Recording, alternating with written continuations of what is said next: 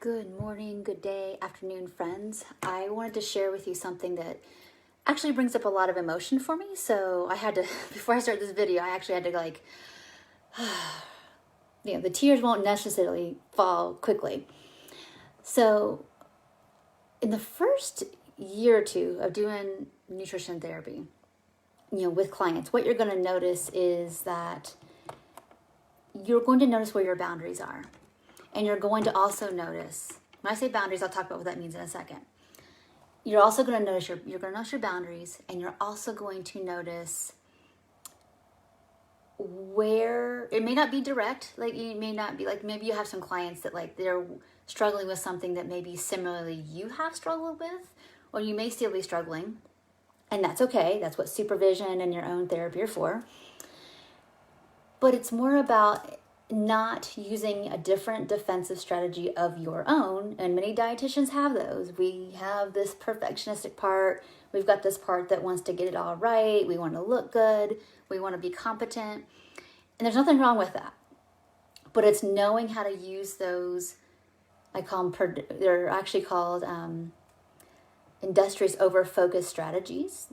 Those are attachment strategies that people put to use when it feels like the only way you can tell if you're being positively regarded is through your performance. So what I want to bring up is oftentimes we struggle with boundaries in our nutrition counseling sessions, like not overgiving time, not you're just not having good maybe relational boundaries, or maybe being avoidant of going there and deeply where our clients need us to go. So boundaries either overbounded or underbounded. Or the other part of it is I'm working too hard, basically.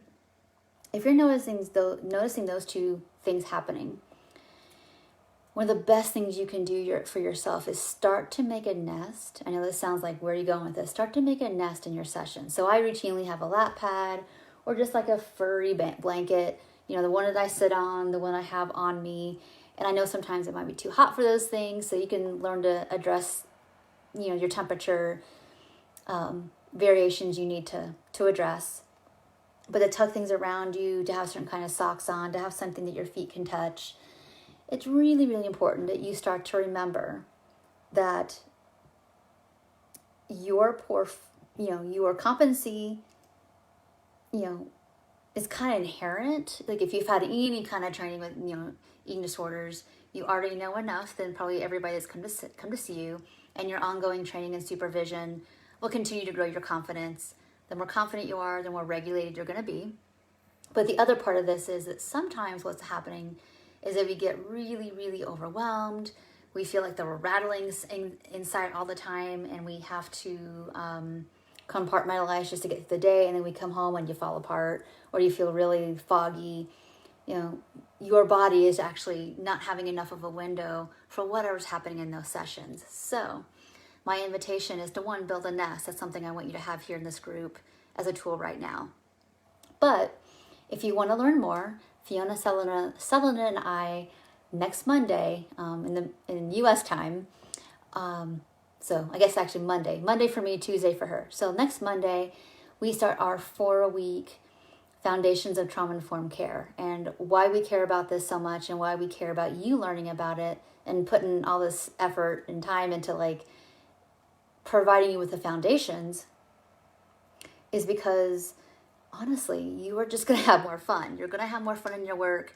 You're going to have more client retention.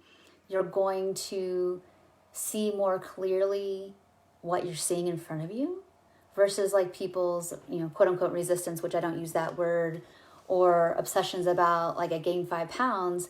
We want to go deeper than that. And I know that you all want to go deeper than that too, because this work can just be more satisfaction. How you could have more satisfaction.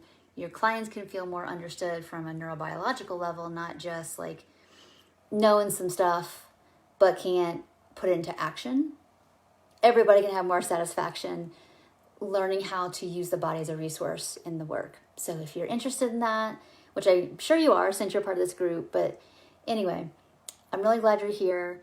And I think it's really important as we've seen this whole year go by, is that most of us are going to continue to get more complex folks because we have the availability and the opportunity for online work, which means people are going to feel how they have more choice. And if they connect with you, isn't it nice to be able to have a place they can land with you? So thank you all so much for watching. I do hope I see you in next week's course. And if you have any questions about it, please let me know. I can answer any questions about the content. You know, if you want to do a clarity call with me to figure out if this is the right timing for this, please let me know if you haven't already signed up. And I'm going to put the link for the course and the sign up below. And if you have any other questions, please put them below and tag me and I will come back and answer them. So thank you. Bye for now.